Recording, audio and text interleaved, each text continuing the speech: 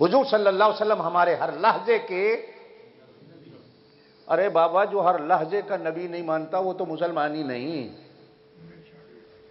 کہو حضور صلی اللہ علیہ وسلم ہمارے ہر لہجے کے نبی. شاید اسی لیے وہ بھی انتظار میں. اور نبی ہونے کے ساتھ ساتھ حضور صلی اللہ علیہ وسلم ہم کیا کہتے ہیں؟ آپ ہمارے امام بھی ہیں. آپ ہمارے، زور سے کہو، آپ ہمارے امام بھی ہیں. امام اور مقتدی کا کیا رشتہ ہوتا ہے؟ ہم جھلے تو نہ سمجھے تو نہ سمجھیں، ہم پاگل اس چیز کو نہ سمجھے تو نہ سمجھے، یہ ہمارا دماغ ہے. امام اور مقتدی کا کیا رشتہ ہوتا ہے؟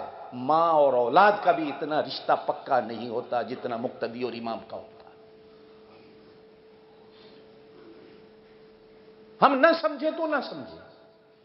حضور صلی اللہ علیہ وسلم ہمارے امام ہیں. زور سے کہو ہمارے ہیں کہ نہیں؟ اور جو حضور کو امام ہی نہیں مانتا وہ بھی مسلمان نہیں ہوتا. آپ صلی اللہ علیہ وسلم ہمارے نبی ہونے کے ساتھ ساتھ امام بھی ہیں. مقتدی کیا ہوتا ہے؟ جو نماز میں اپنے امام کی تابع داری کرتا ہوا نظر. امام قیام میں، مقتدی قیام میں. امام رکوع میں، مقتدی. امام سجدے میں، مقتدی. اور اگر امام سجدے میں اور مقتدی رکوع میں، نماز ہوگی؟ امام قیام میں، مقتدی اتحیات میں بیٹھ جائے، نماز ہوگی؟ امام رکوع میں تسی سجدے وچ ٹر جاؤ، نماز ہو سی؟ اور دوسری شرط، اقتداء کے ساتھ ساتھ مقتدی پر ضروری ہوتا ہے کہ وہ امام کی منشا کو بھی سمجھے. اور منشا کو سمجھانے کے لیے قربان جاؤں، اسلام نے ایک طریقہ سکھا دیا. اللہ اکبر، مقتدی سمجھ گیا یوں کرنا. اللہ اکبر، مقتدی سمجھ گیا رکوع میں جانا. اللہ اکبر، مقتدی سمجھ گیا سجدے میں جانا.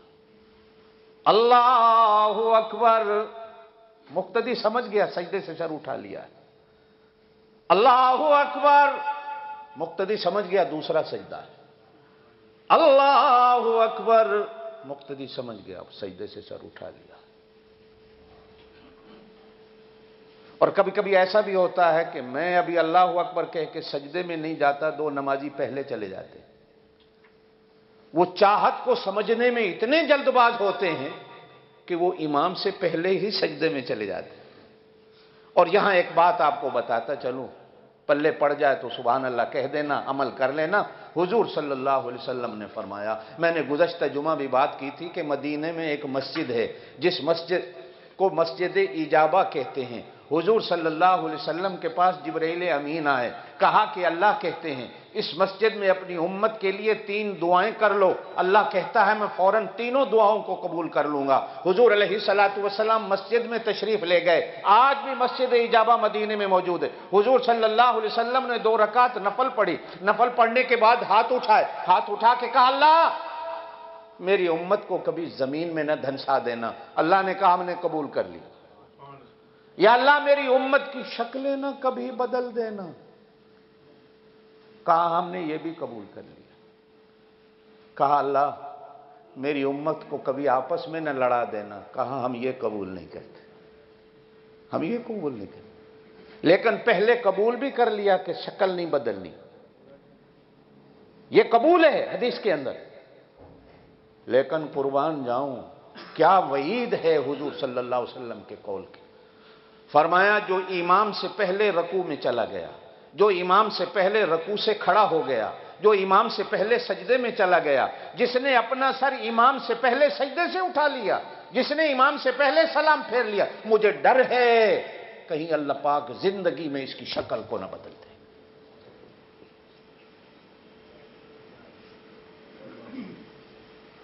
چنانچہ بزرگان دین نے لکھا ہے کہ ہمارے ایک استاد تھے، وہ پردے میں بیٹھ کر ہمیں حدیث کا درس دیتے تھے۔ سال ہا سال گزر گئے، کبھی پردے سے باہر نہیں آئے۔ ایک دن شاگردوں نے کہا استاد جی ہم نے آپ سے دستار بندی تو حاصل کر لی، ہم نے آپ سے سندیں تو لے لی، علم تو لے لیا، آپ کی شکل دیکھنے سے محروم ہو گئے، کیسے بدقسمت شاگرد ہیں کہ آج تک اپنے استاد کو نہ دیکھ سکے۔ استاد نے کہا اچھا ہے مجھے نہ دیکھو۔ کہا نہیں ہم نے دیکھنا ہے۔ چادر چہرے سے اٹھائی تو چہرہ بدلا ہوا تھا، ٹیڑھا تھا، ناک کہاں تھا، آنکھیں کہاں تھی، منہ کہاں تھا۔ شاگرد حیران و پریشان ہو گئے، ڈر گئے، کئی بے ہوش ہو گئے۔ جو ہوش میں تھے تو استاد نے کہا بچوں میں اسی لیے اپنے چہرے کو چھپا کے رکھتا تھا کہ تمہیں نہ دکھاؤں۔ اب پوچھو کہ میرا چہرہ بدلا کیوں؟ کہا میں جب نماز امام کے ساتھ جماعت سے پڑھتا تھا پہلے سجدے میں چلا جاتا تھا، پہلے سر کو اٹھا لیتا تھا، پہلے رکوع میں چلا جاتا تھا، پہلے سلام پھیر لیتا تھا۔ امام نے 1000 بار مسئلہ بتایا لیکن میں عمل نہ کر سکا۔ اپنے علم کے ناز میں رہا، اپنے عالم ہونے کے ناز میں رہا، اپنے بڑے ہونے کے ناز میں رہا۔ اللہ نے میری شکل کو بدل دیا۔